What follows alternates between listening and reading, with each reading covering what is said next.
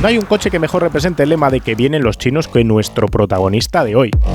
Aquí tenéis un eléctrico que arranca en 28.280 euros para su versión de batería más pequeña, copia las cotas interiores de un ID3 o de un Cupra Born, tiene una estética conseguida y sobre el papel se presenta como una gran alternativa como coche familiar común. Yo soy Guille García Alfonsín, esto es Power Hour con la energía de Total Energies.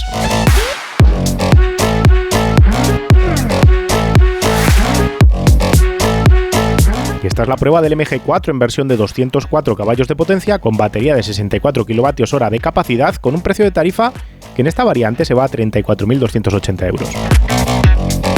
Si cogemos un Cupra Born, igualado de tamaño de batería, igualado de potencia, cuesta alrededor de 5.000 euros más que este MG4. Si cogemos un ID3, cuesta 9.000 euros más que este MG4 si igualamos potencia y tamaño de batería. Si cogemos un Megane eléctrico, también nos vamos alrededor de 8.000 euros por encima del precio del MG4. De hecho, el Cupra Born, que parece que se queda cerquita, la realidad es que si igualas equipamientos con este coche también se va a esa zona de los más 9.000 euros. Así que MG tiene para sí la ventaja de precio, pero no solo es una cuestión de precio. A diferencia de otras marcas chinas, también tiene cierto reconocimiento de imagen de marca, de nombre, porque MG no nos suena chino. Todo arranca en los años 20. William Morris tiene un concesionario de la marca Morris, valga la redundancia, aunque sea meramente casual la coincidencia entre el apellido de William y la marca que comercializa en Oxford. Allí empieza a modificar los coches que le llegan de la marca y les empieza a colocar logotipos con su MG. Para finales de los años 20 está el tamaño de la operación que MG ya se reconoce como fabricante de automóviles, aunque siga basando sus productos en vehículos Morris. Toma tal presencia en el mercado la marca MG con sus Roadsters que Morris Motors decide comprarla en 1935. MG sigue creciendo con recarrozados y versiones de competición de marcas de Morris hasta que se crea a principios de los años 50 la British Motor Corporation, la BMC. MG amplía sus remarcados de modelos de BMC y agrega a sus ofertas descapotables específicos como el MGA, al que seguirá después el todavía más famoso y característico MGB, incluyendo su versión coupé. La British Motor Corporation muta para convertirse en la British Motor Leyland en los años 70, nacionalizada con activos públicos para evitar la quiebra de las firmas. MG recibe poco cariño desde entonces y se concentra en actualizar el MGB, que llegará a recibir un motor V8, mientras su logotipo se emplea para crear versiones más o menos deportivas de productos de Austin Rover, como el Metro, el Maestro o el Montego. MG parece muerta, pero casi inexplicablemente Rover decide lanzar un proyecto de un biplaza de motor central que llevará el logo MG y tendrá el nombre de MG-F.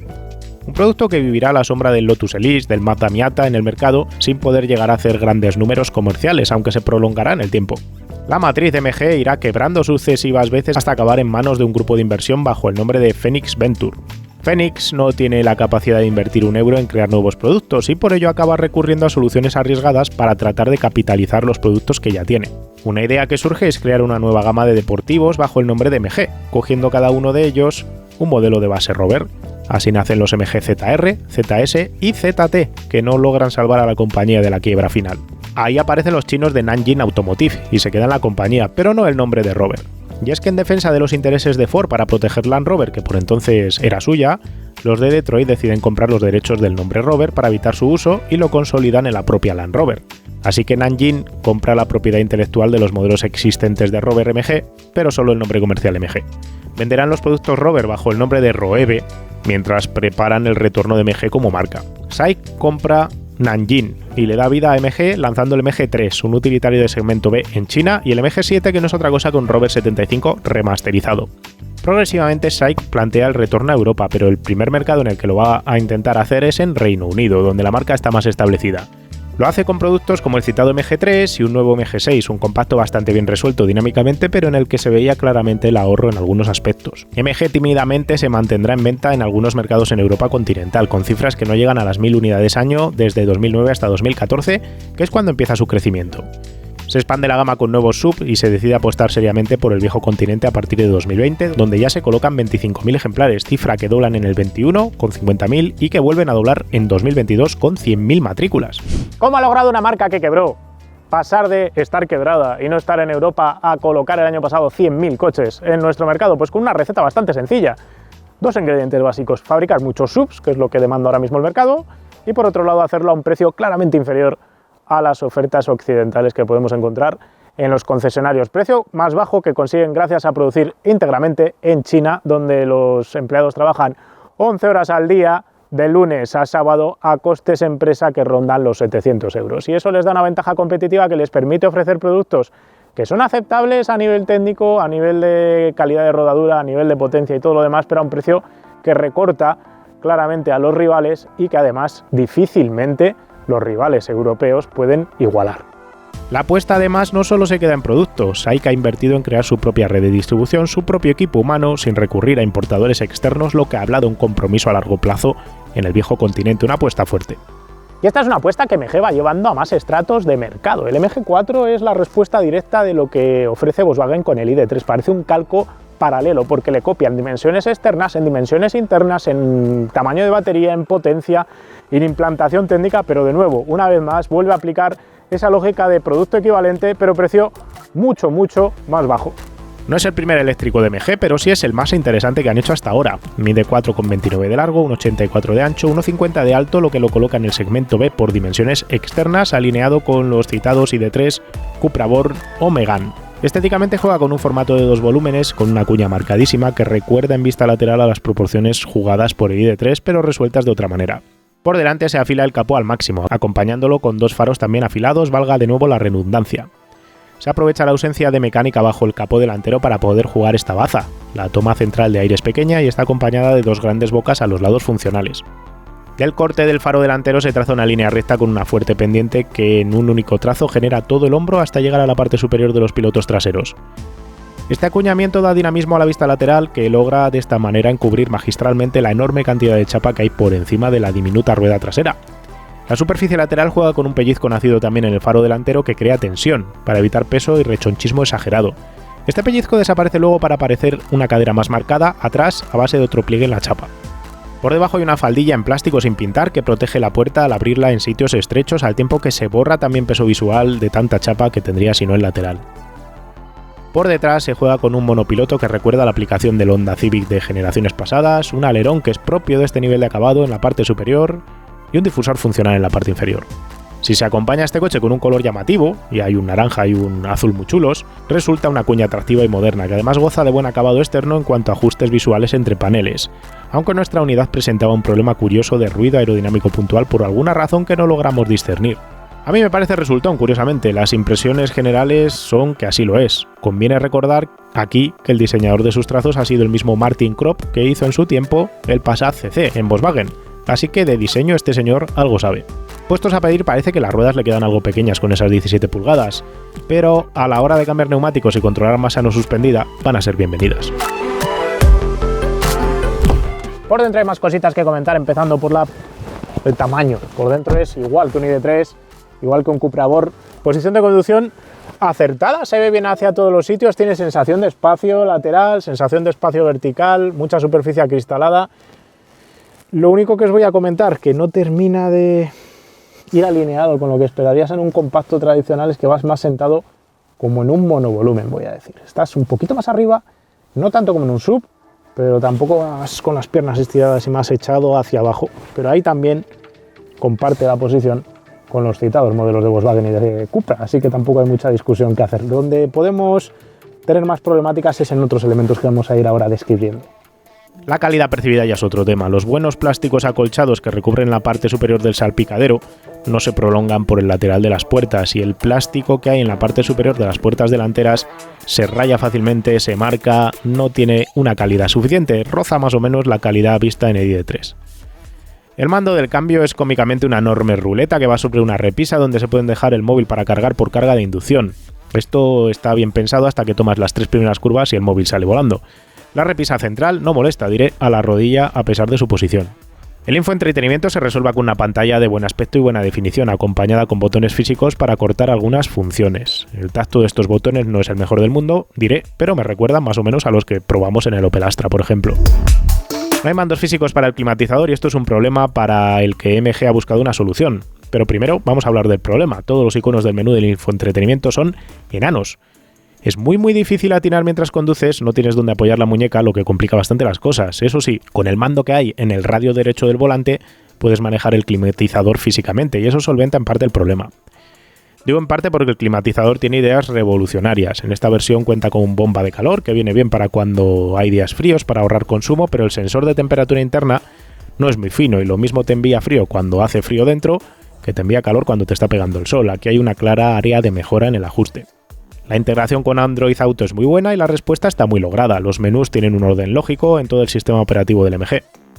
La pantalla tras el volante muestra información relevante de manera clara y concisa y los menús del ordenador de a bordo son también bastante sencillos, así que bien hecho. Los asientos, que en esta unidad tienen reglaje eléctrico, son cómodos, agarran bien, pero no tienen soporte lumbar ajustable, lo que es un problema a mi juicio. Luego tienes ideas revolucionarias que han metido los chicos de MG y que te acaban sacando de quicio a los 2 días de utilizar. Por ejemplo, cuando ha estado el coche cerrado más de 3-4 minutos y lo vuelves a encender, tienes una frase motivacional que encima va cambiando cada vez, que te la dice una voz sintetizada que es horrible. Luego te intenta decir el día del mes del año que es y siempre dice que es el 1 de enero de 2019, no sabemos por qué, aunque la hora la acierta y aquí el día lo tiene bien puesto. Y lo intenta decir en inglés pero lo pronuncia en español, lo cual nos lleva a unos límites exagerados de mala pronunciación de inglés, peor incluso que mi propia pronunciación de inglés, que ya es decir... Aceptar todo, experimentar algo nuevo. 01 Januari 2019, 10:42 am, soleado, menos 1.1 grados centígrado, in entre peñas, please pay attention to driving safely. Please pay attention to driving safely. Y luego tienes problemas bastante... que parece que son tontos pero no lo son. Si yo quiero meter la marcha atrás y utilizar la cámara de visión trasera, tarda un buen rato en inicializarse. Ahora se ha encendido porque ya lleva el coche un rato encendido. El problema que tenemos es que cuando te acabas de montar en el coche después de que haya estado 4 o 5 minutos aparcado, por ejemplo, estás en un centro comercial, te montas, vas a echar marcha atrás, la cámara no va a estar disponible en los primeros 5 minutos o 3 minutos de funcionamiento del coche. Así que si sales con prisa hacia atrás, lo vas a hacer sin la utilización de esa cámara porque directamente no está disponible. Todo el sistema operativo, ya no sé si es por software o por dificultad del hardware de moverlo, tiene ese pequeño delay entre encender y poder usar las cosas que te saca de quicio, que es una chorrada, que igual con las actualizaciones lo acaban solventando, pero que ahora mismo hace que no vaya todo tan fluido como debería ir en un coche de estos, más cuando lo comparas con la competencia. Las plazas traseras copian en cotas a un Cupra Born o a un ID3. Son claramente más pequeñas que las de un León de 5 puertas en longitud para las rodillas y para anchura, pero son un poco más grandes que las de un Arona, por poner un ejemplo de un V-Sub.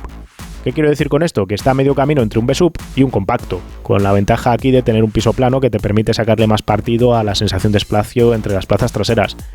No hay salidas orientables de ventilación si hay una toma USB y el acabado de las puertas es mejor que en el de muchos coches de marcas más conocidas con precios superiores. Eso sí, usa un truco. El panel que estáis viendo que parece tapizado, ese gris clarito, en realidad es plástico duro pintado para que se parezca a la tapicería. El maletero es de 350 litros, solo hay maletero atrás. Delante hay un enorme vano que está medio vacío, tapado con una pieza plástica negra, que oculta un espacio que en su día ocupará el motor eléctrico para la versión de tracción total. En cuanto a volumen de maletero total, por tanto, esos 350 litros lo colocan entre un V-Sub y un compacto tradicional.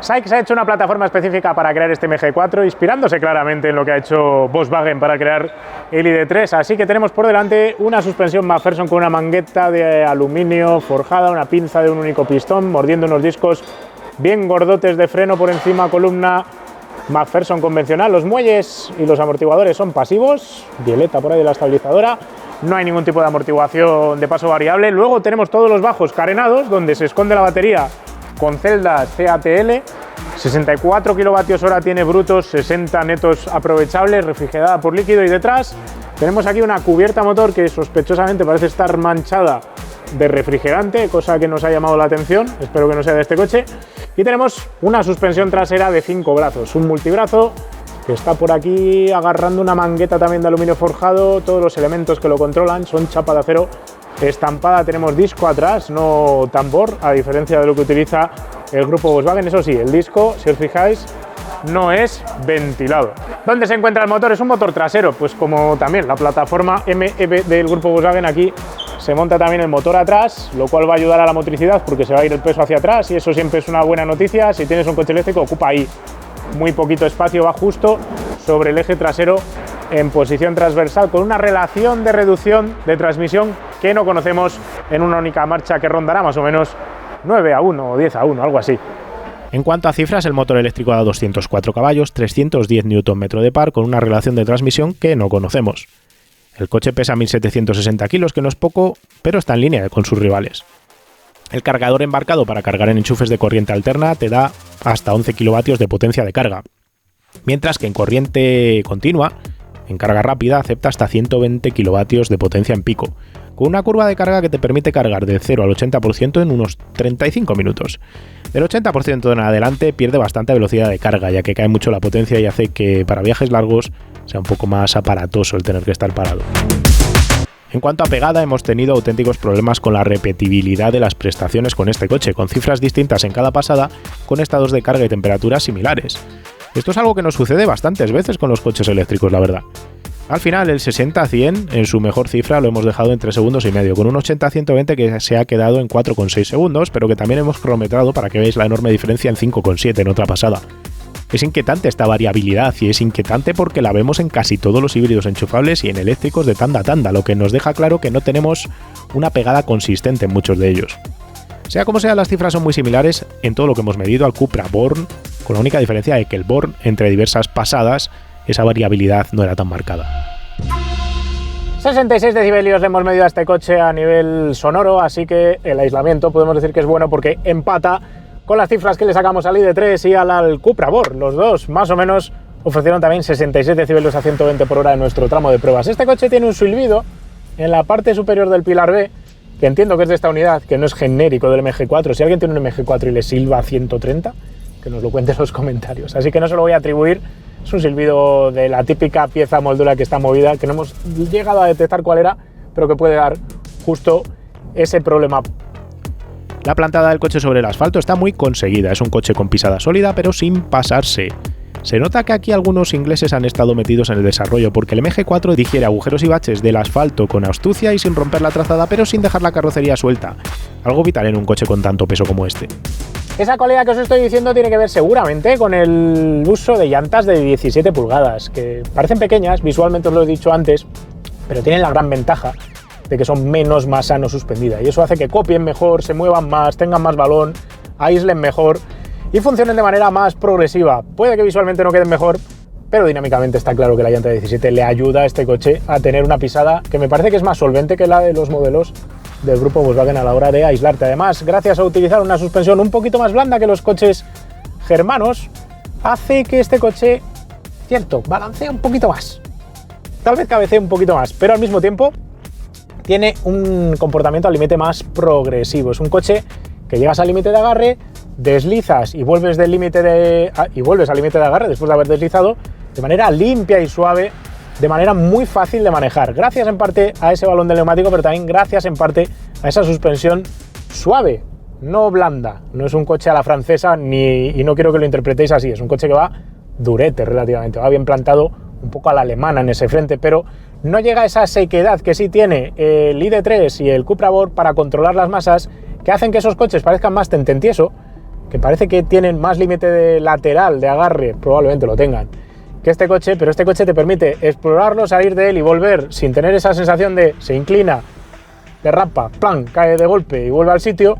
Aquí no, aquí tienes una fluencia por la carretera, fluye mejor el coche, comportándose y acoplándose al suelo justo como esperas, y eso es siempre más agradecido a la hora de conducir rápido. Y no solo eso, suma además la capacidad de poder cambiar la dirección y guiñar la trazada levantando el acelerador. Si llevas mucha regeneración metida, en este caso el tope que puede dar, si ahuecas el acelerador justo en medio de un apoyo de una curva rápida, el coche se va a querer meter para adentro y es más ágil por eso que los coches del grupo Volkswagen. Tiene ahí una capa adicional de deportividad que no encontramos en el Cupra o que no encontramos en el Volkswagen, coches que además eran más secos cuando pillaban baches. Tiene buena motricidad, aunque sea justo por ser motor trasero, manda el peso hacia atrás y no hemos encontrado en ningún momento la capacidad de descolgarlo de atrás, como si descolgamos el Kia V6 o el Mach-E de Ford, que está más loco, también es más entretenido de llevar, pero es más exuberante, podríamos decir, que este perfil de coche. También es verdad que EV6 y Mach-E son coches más potentes que juegan en otra liga también por precio y por tamaño. La dirección me ha gustado, tiene el peso que me gusta que tenga, tiene varios modos de funcionamiento con más peso. En todos ellos tiene la progresividad que esperas de una buena dirección asistida y tiene precisión, es decir, cuanta más carga lateral, más pesa, más aceleración lateral, curva más rápida, más peso vas a tener entre los dedos. Lo que no hace bien es aligerarse justo cuando estás a punto de llegar al límite de agarre del neumático. No es capaz de devolverte esa información y eso hace que conduzcas un poco a ciegas, pero es un problema común a todos los coches modernos, así que no le puedo pegar a MG justo por eso. El freno, me gusta cómo funciona y es dosificable siempre y cuando lleves la regeneración al máximo. Con la regeneración al máximo vas a tener capacidad luego de tener frenada mecánica y poderla modular bastante bien, mejor que el servofreno también del grupo Volkswagen en ese aspecto. Así que también lo hace muy bien ahí. ¿Dónde están los problemas de este coche? Cuando salimos en autovía a hacer largas kilometradas. El primer problema que le he encontrado en ese ámbito es el del control de crucero adaptativo y el asistente de mantenimiento en el carril. Los dos están programados, me parece que mal. ¿Por qué? Pues porque pegan pequeños golpes y pequeñas correcciones todo el rato, tanto el control de crucero adaptativo para mantener la velocidad y la distancia con los coches precedentes, como el asistente del carril que va colocándote todo el rato con pequeños golpes, pierde las líneas de la carretera a veces. No son tan finos como los de muchos coches modernos occidentales, nipones o coreanos, que funcionan de manera más suave, más limpia y con menos problemática. El otro tema a comentar es el del consumo, y aquí sale mal parado a pesar de tener bomba de calor. Si bien se puede promediar en nuestro ciclo de uso mixto 21 kWh cada 100 km, lo que te da alrededor de 285 km de autonomía, no pasa mal cuando circulamos a ritmo vivo de autovía. Y es que el ritmo habitual del tráfico al que vas en la autovía ha hecho que midamos 28,5 kWh cada 100 km. Vamos, que es un coche que no quiere ir a 140 por hora constantes, y a ese ritmo, en 200 km, poco más, te vas a tener que parar a recargar. Es un consumo prácticamente clavado al que medimos en su momento con el Ioniq 5 al mismo ritmo. En esas condiciones, el ID3 o el Cupra Born se quedaron en 26 kWh cada 100 km. Si te quedas en 120, los legales 120 km por hora, la cosa mejora un poco y se mueve en los 24 kWh cada 100 km, lo que le da una autonomía máxima de unos 250 km. La conclusión es clara, no es un coche para hacer a menudo viajes de 300 km o más, ya que vas a necesitar paradas cada 200 km de autovía para recargar. Como siempre os cuento, si esos viajes largos suceden 3 o 4 veces al año, puedes vivir con ello, y si en tu ruta hay cargadores, no te vas a encontrar grandes problemas. Es un sacrificio pequeñito que va a suceder pocas veces al año. Eso sí, ni el ID3, ni el Cupra Born, ni mucho menos el MG4 te valen como coche para hacer todos los días mucha autovía. Si haces viajes de 400, 500 km a menudo, ninguno de estos coches es recomendable para ti. El consumo es resultado de una aerodinámica que no es la mejor del mundo mundial. Si bien es cierto que el 0,29 que tiene de coeficiente de CX es bajo, tiene mucha superficie frontal este coche, 2,34 metros cuadrados, y eso le penaliza porque si lo comparo con un i4 40 de BMW, el i4 tiene menos superficie frontal y necesita, gracias a ello, menos fuerza para arrastrar el aire cuando lo está cruzando. Y eso hace que gaste 5 kWh menos cada 100 kilómetros recorridos, lo cual siempre es... Tema de consumos aparte, las conclusiones que le podemos sacar a este coche son muy positivas para MG, porque es un producto que en relación precio, producto, prestaciones, comportamiento, lo que te dan a cambio de lo que te cuesta del bolsillo es sencillamente imbatible en cuanto lo colocas en el mercado. Dinámicamente no tiene nada que envidiar a un coche occidental o a un coche japonés o a un coche coreano, va igual de bien o mejor que algunos de ellos, tal como hemos comentado. Y sí, tiene sus pequeños detalles que tienen que mejorar, pero cuando ves la diferencia de precios respecto a la competencia, estás más que dispuesto a poder asumir esos pequeños detallitos. Y es que igual por igual, una vez nivelado el equipamiento, el Cupra Born, el ID3 cuestan los dos 44.400 euros. El MG4 equivalente 34.280 euros. Si metemos en la ecuación el 2008 eléctrico de Peugeot, por ejemplo, que es menos potente y tiene la batería más pequeña, también se va a precios de Cupra y de Volkswagen. 10.000 euros es una diferencia salvaje en estas cifras. Es prácticamente un 30% de diferencia respecto al precio del coche, y no te llevas un producto un 30% peor por muchos detallitos que tenga. La versión de acceso todavía es más barata y tiene una batería más pequeña, pero puede que sea todavía más competitiva. Eso sí, viendo los consumos que le hemos sacado a este coche, me da que con batería pequeña se va a quedar muy corto en el momento en el que utilices mucha autovía. Así que me parece que es un coche que yo no compraría si tenéis intenciones de hacer escapadas de fin de semana o cualquier uso de larga distancia. El MG4 con la batería grande sería el mínimo para comprar, a mi juicio. Así que la pregunta es, ¿lo recomendaría?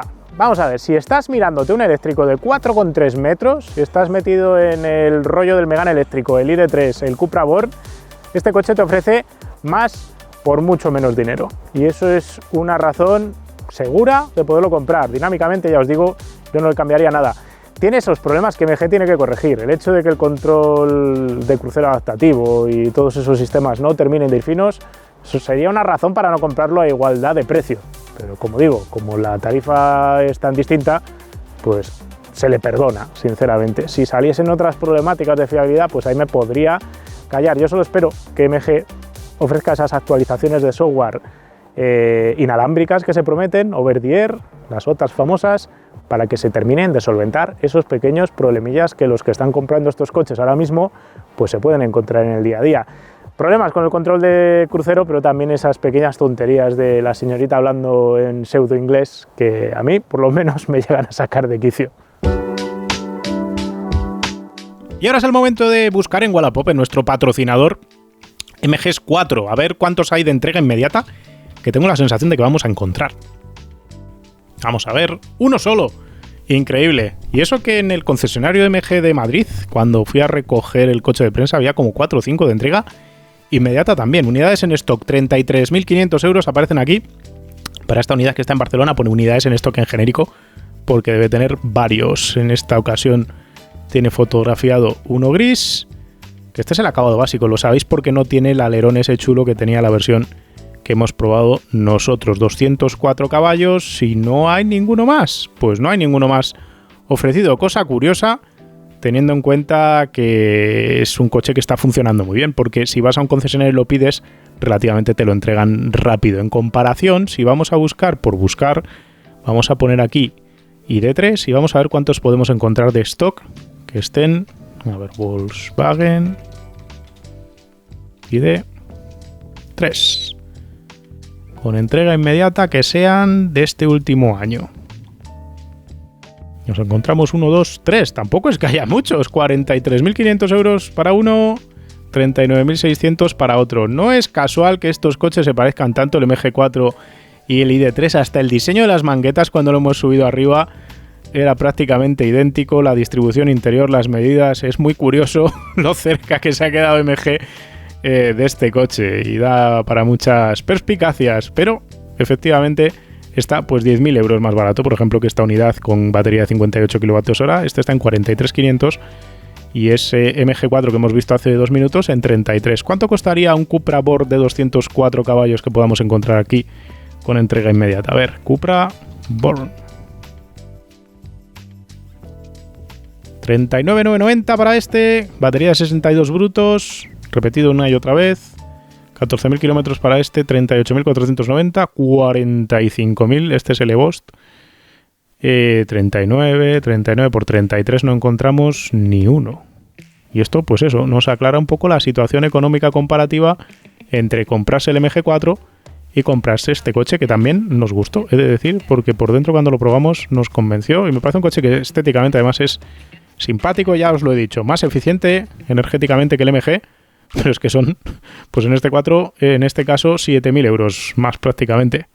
En fin, esa es la situación que tenemos ahora mismo con los eléctricos de precio razonable sobre los 4,2 metros de longitud. Volveremos rápido con esto porque pronto os vamos a sacar la prueba del Megane eléctrico que también se mueve en estas dimensiones y en estos precios. Es difícil entender cómo MG puede ofrecer este coche al precio al que lo ofrece, la verdad.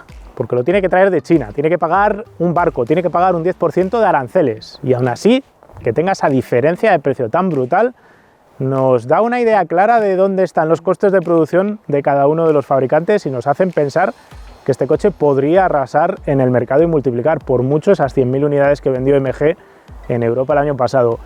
Para mí la cuestión con el MG4 es si de verdad hay mercado o no para coches eléctricos sobre los 30.000 euros de 4,3 metros. Esa es una duda bastante razonable que este coche nos va a solventar fácilmente, porque este coche, como tantos otros eléctricos, tiene esa problemática que con el tamaño de la batería y el consumo que tiene, no tiene esa versatilidad de hacer esos 300 km por autovía a ritmo natural que tantas veces os pedimos o pedimos nosotros a los coches, os contamos que sería el mínimo indispensable. Y como no tiene esa capacidad de autonomía, pues puede ser que algunos clientes directamente no lo consideren como una opción, pero las propias ventas nos van a marcar esa realidad del mercado. Mientras las vamos viendo y no las vamos viendo, si os ha quedado una duda, pregunta, cuestión, nos queréis contar algo del MG4 o de algún MG que hayáis tenido en las últimas décadas, estaremos encantados de leerlo en los comentarios. Y yo no tengo nada más que contaros, nos vemos pronto con otro vídeo de otro coche. Un saludo. ¡Hey! Recuerda que puedes lucir tu amor por PowerArt con las gafas, gorras, camisetas y sudaderas que ha desarrollado Kimoa para nosotros. Las tienes disponibles todas en www.kimoa.com.